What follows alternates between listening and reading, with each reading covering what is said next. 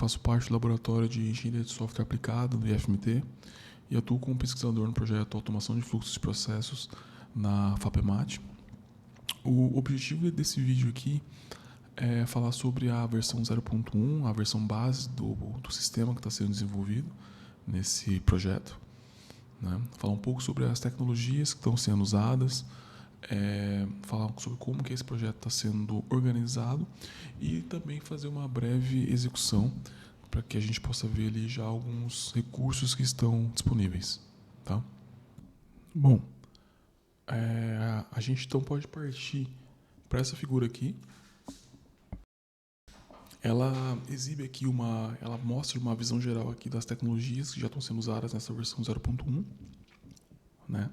Então, para o front-end, né, que é a parte ali com a qual o usuário vai realmente interagir, a escolha foi pelo Angular, né, um framework feito em TypeScript, e é através dele que serão desenvolvidas as telas, os componentes com os quais o usuário vai interagir, né? No back-end aqui, a escolha foi pelo Java, mais especificamente o framework Spring. Então ele vai ser responsável por receber essas requisições vindas aqui do front-end para poder processá-las, né? E também nele que estarão contidas as regras, né? As regras de negócio para a automação dos fluxos, né? dos processos. E juntamente do Java a gente tem essas outras tecnologias aqui.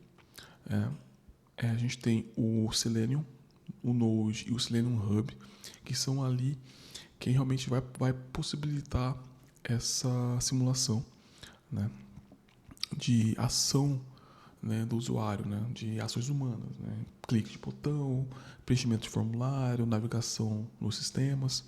Então, através desses dois aqui, que na verdade operam em conjunto, né, o Selenium Node ele fornece ali uma instância headless, uma instância sem interface do navegador, do Chrome, e o Selenium Hub que realmente recebe aqui as requisições vindas da API. Os dois operam em conjunto para realizarem aí essas tarefas, né? O Redis é a ferramenta de cache, né, que vai ali salvar em memória aqueles dados que são mais requisitados, né, tirando um pouco ali da carga do banco de dados. O RabbitMQ é o broker de mensageria, né, que vai permitir ali transações assíncronas, né? Uma fila de processamento de várias tarefas, né? E o SonarQube é uma ferramenta ali de análise de código que busca por vulnerabilidades, enfim, ele que vai, né, fazer essa verificação, né, aumentando ali a confiabilidade e também facilitando a manutenção desse sistema, né? Como tecnologia de banco de dados, a escolha foi pelo Postgres, né? Tanto o banco de dados da aplicação em si, né, do Xig, quanto o banco de dados do Sonar são em Postgres, tá? E, bom, após a gente então realizar esse overview aqui nas tecnologias, né, que são usadas no Xig, então recapitulando o Angular no front-end como tecnologia de front-end, o Java Spring como tecnologia ali no back-end, o Selenium no Selenium Hub, né? Enfim, o Selenium como a parte ali de automação, o Redis como cache, o RabbitMQ, o broker de mensageria, o SonarQube como uma ferramenta de análise de código e o Postgres como ferramenta de banco de dados. Então, após a gente já ter tido uma visão geral aqui, a gente pode então partir para a aplicação em si, né? Então, a gente já tem aqui o repositório no GitHub, né, do Xig. Após a realização da clonagem do sistema aqui, né, a gente já tem uma versão, né, aqui, que é a versão 0.1. A gente então pode ver aqui essa aplicação aqui já aberta, né?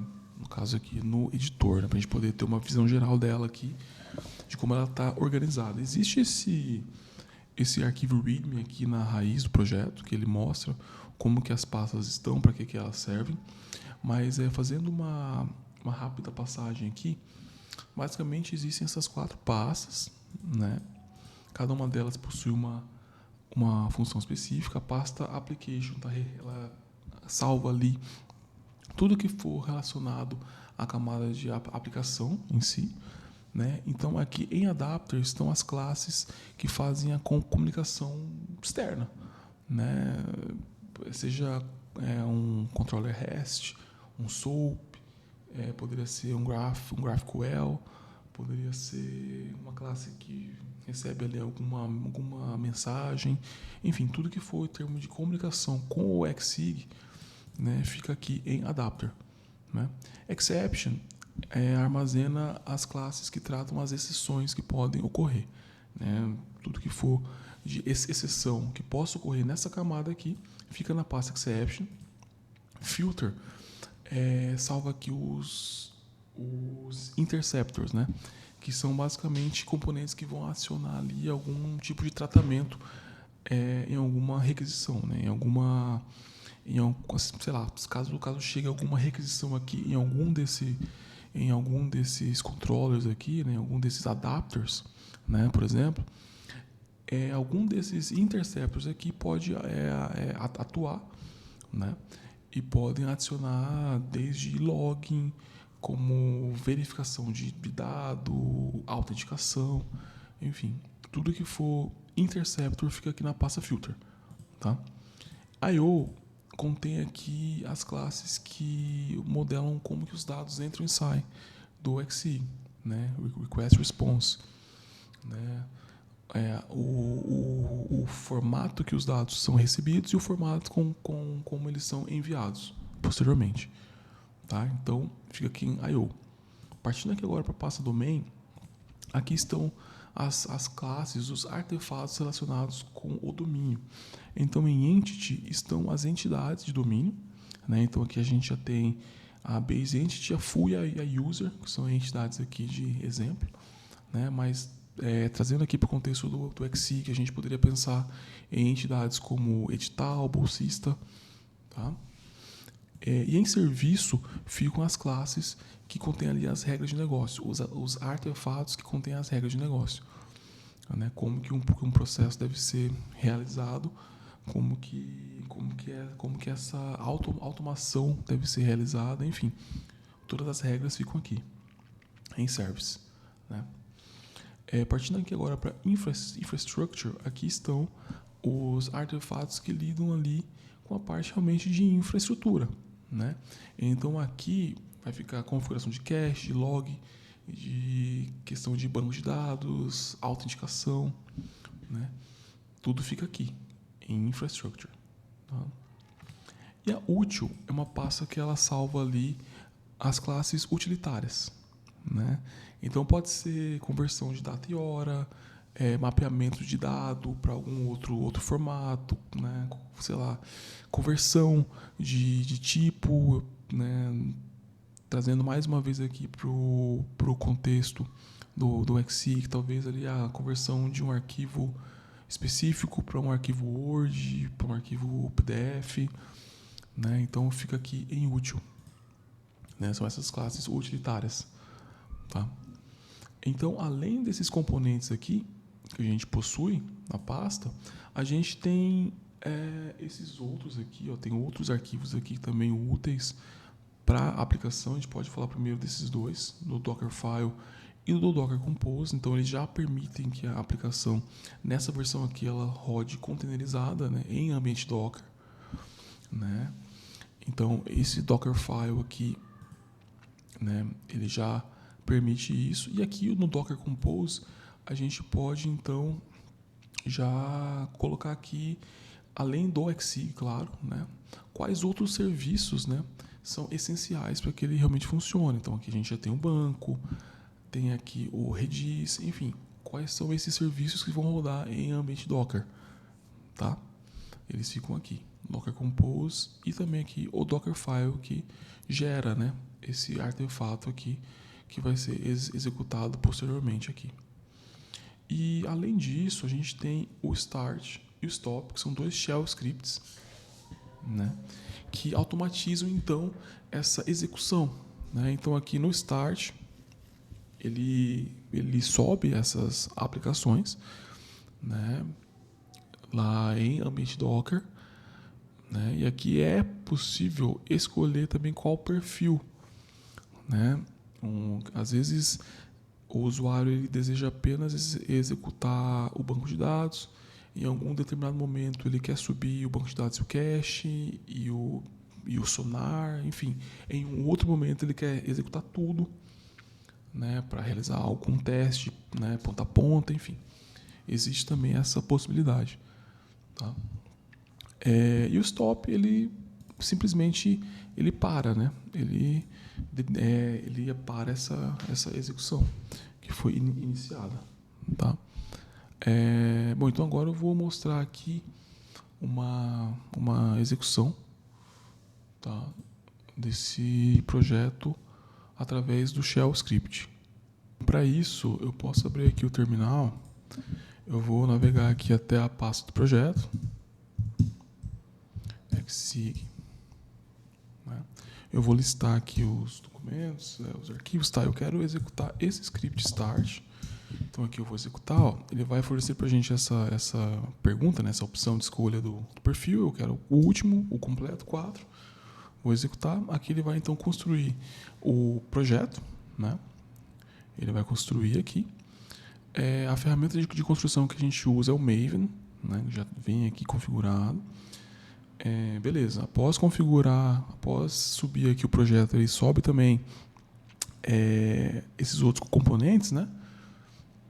Do banco de dados, do cache, enfim.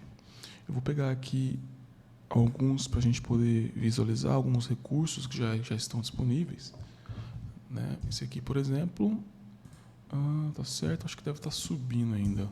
Beleza. Subiu.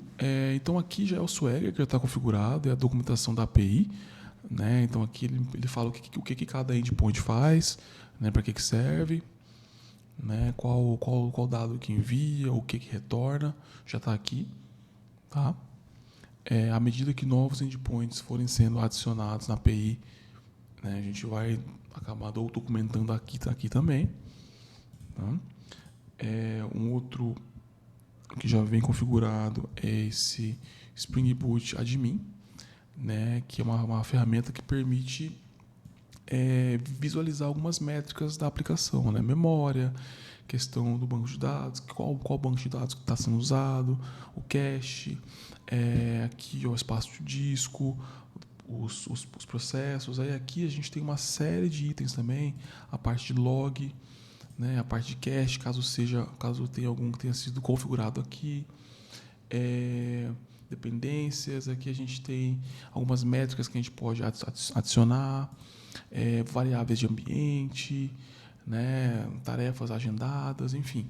É uma ferramenta bastante completa, bastante extensível também, né, que já vem configurada, que a gente pode, né, trocar o idioma caso desejado. Outra ferramenta que já vem configurada aqui também é a UI do Selenium, né? Aqui a gente pode ver que tem apenas uma seção, né, conectada ao Selenium, que é no caso o nosso Xig aqui, né? A gente vê que ele tá rodando em um ambiente containerizado, né, dentro do Docker, em um ambiente Linux, com o Chrome na versão 130, né? Então ele já está aqui rodando. Que mais? A gente tem aqui também para o SonarQube, né, para a parte de qualidade de software.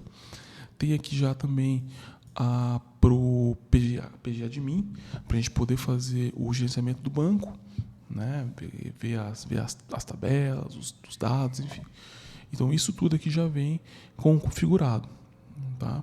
E aí, claro, à medida que novos containers, que novas ferramentas venham a ser adicionadas aqui, né, se porventura hajam novas ferramentas, se porventura haja novas ferramentas, elas vão aparecer aqui também, tá? Então é isso, basicamente é isso, a execução da versão base, versão 0.1. É a partir dela que o desenvolvimento vai ocorrer, a partir dela que as funcionalidades vão sendo adicionadas, tá? E, bom, é isso. Obrigado.